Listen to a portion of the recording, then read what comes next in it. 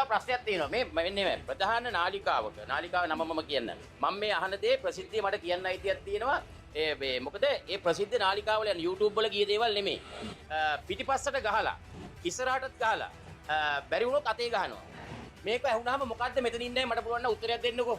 මේ YouTube නාලිකාවත් මොකකවත් කියන දෙයක් නෙමෙයි හිරු නාලිකාවේ යනවා. ඊට පස්සේ කියනවා අත ගන්නවා, පොල්ල ගෙලින් කරනවා, කෙල ගන්නවා, ඇතුළට දානවා. උත්තර දෙන්න කවුද කියලා මේ ප්‍රධාන මාධ්‍ය වල. හිරු වල යන්නේ මේ. YouTube නාලිකා නෙමෙයි. නංගි මම මේක කියනකොට අහන් හිටියා කිද? මට නම් බෑ අහන් ඉන්න. ඒක තමයි. දැන් එතකොට මේවට මොකද්ද කරන්නේ? ඉතින් එහෙම කරලා මුන්ගේ ළමයින්ටත් කන්න දෙන්නේ. රටේ සමාජේ මම ඒකනේ හැව්වේ. රේනෝ තමුසේ කියනවාකෝ මේ තමුසේ තමගේ බිරිඳයි ආදරණීය බිරිඳයි බලන් ඉන්නකොට තමුසේගේ ටීවී එකේම යනවා. මේ අතේ ගහන්නේ කොහොමද? යුරේනි අහනවා. එතකොට දරුවා අහනවා තාත්තේ අර මොකද්ද තාත්තේ අතේ ගහන කතාව තාත්තේ? කියපන්කෝ උත්තර. වැඩේ තියෙන්නේ උඹලගේ ගූ channel එකට උඹලා ළමයින්ට බලන්න දෙන්නේ නැහැ. සත්‍ය එක තමයි. උඹලගේ ගූ channel එක බලන්න දෙන්නේ නැහැ. මං වර එක ඔය ඕකේම තමයි. ඕකේම කාටූන් කරන කෙනකින් මං ඇහුවා.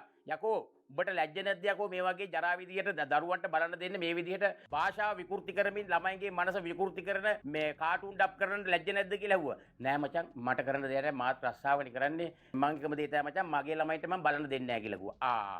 උන්ගේ ළමයින්ට බලන්න දුන්නට කමන්නේ නෑ. ඒ කියන්නේ උන්ගේ ළමයින්ට බලන්න දෙන්නේ නෑ. හැබැයි උන් තමන්ගේ රැකියාව කරගන්න දරුමල්ලු පෝෂණය කරගන්න රටේ ජනතාවගේ ළමයිට කෙලෙව්වට කමක් නැහැ. හැබැයි උන්ගේ දරුවන්ට කන්න දෙන්නේ ඒ හම්බ කරන සල්ලි වලින්ම තමයි. ඒ නිසා පළ දෙන එක පළ දෙනවා. 2025 අපි මුලින්ම නම් කරානේ.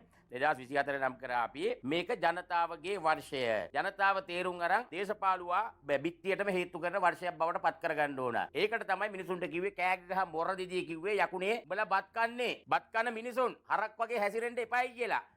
බත් කන හරකුන් වෙන්න එපයි කියලා. අනේ දෙයියන්ගේ පිහිටයි ඔන්න මිනිස්සු වෙනස් වෙලා ඒක තමයි දැනගත්තේ 76ක් මුන් අපිට නමලා ඇරියා. අපි මැහුණුත් ගැහුවා. ඊට පස්සේ ආයි මැහුම උඩක් තියලා ඇරියා කියලා අන්න මිනිසුන්ගේ රටේ තියෙන තමන්ගේ පරමාධිපත්‍ය බලය මොකද්ද කියලා හඳුනගත්තා. මිනිසුන්ට තියෙන අයිතිය. අන්න අර කසඩ දේශපාලුවා බල්ලු මාකෙකට වැටුණා. මෙතනත් හරි පහසුයි. හරිම පහසුයි ජනතාව තේරුම් අරන් ඉන්නවනම් ඔය කුණු channel බලන්නේ නැතුව ඉන්නවනම් කිසි ප්‍රශ්නයක් නැතනේ.